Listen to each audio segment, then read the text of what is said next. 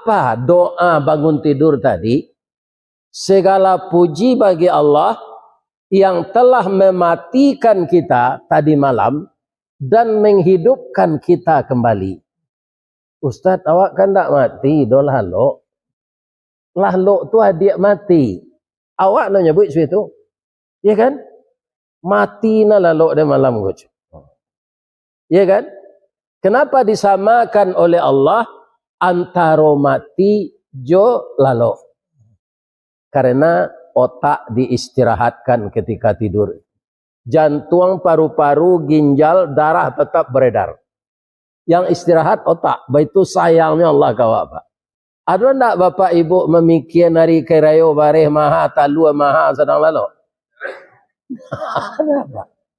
Karena otak kita istirahat. Tidak ada beban pikiran. Kalau tidak ada kasih sayang Allah seperti itu, bawa kolai. Ya kan? Dan saya dibangunkan pagi, dilalok dimatikan malam.